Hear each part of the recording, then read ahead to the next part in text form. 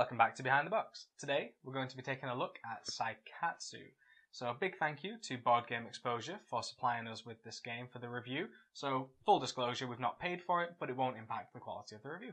So Seikatsu is an abstract tile laying game where players are competing to have the best view of a shared garden. It's really a game in two parts, and it all comes down to the tiles. So you'll notice that the tiles have a bird on it, but it also has flowers. Now, when you lay a tile on your turn, the short-term objective is to lay the same type of bird adjacent to another of that bird to score points. But the end of the game is all about flowers and perspective. And you'll score points for the largest set of flowers in each row as viewed from your pagoda.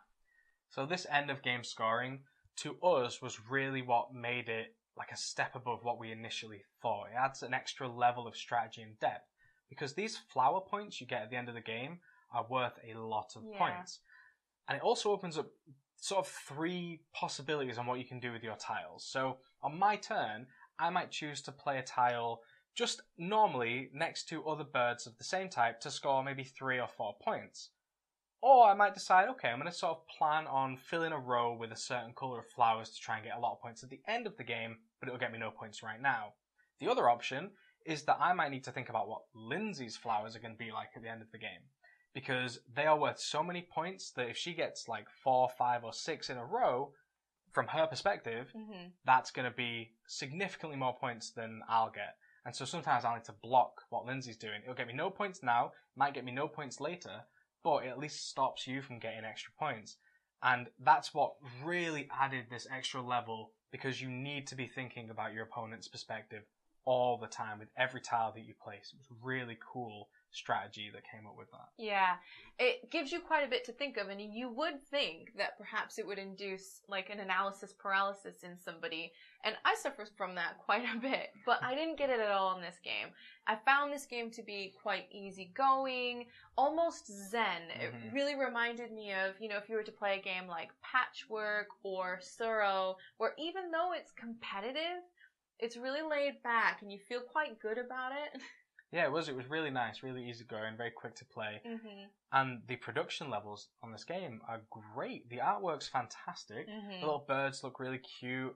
The tiles feel incredible. They're really nice to place and touch and hold, and they go in this really nice cloth bag that feels like it can hold the extra weight of these tiles. And the board looks lovely. They've just done a really good job of making it look really simple, but just very pleasing, and it kind of fits that theme, like you said, of almost like a Zen-like game. Yeah, it is really lovely. Now, we only played it as a 2-player game, so I can't really comment on the other player comps, but we really enjoyed the games that we played. It was just such a pleasant experience. It really was, and this is kind of the end of the review, because we don't have anything negative to say about the game, and the positives are that it's just everything we said. It's simple, it's quick, it's fun. And if you like games like Suro and Patchwork, and if you like playing those types of competitive games with 2 people, this would be perfect to add to your collection for that same reason. So I'll leave a link in the description down below to more information for this game, as well as our social media as usual.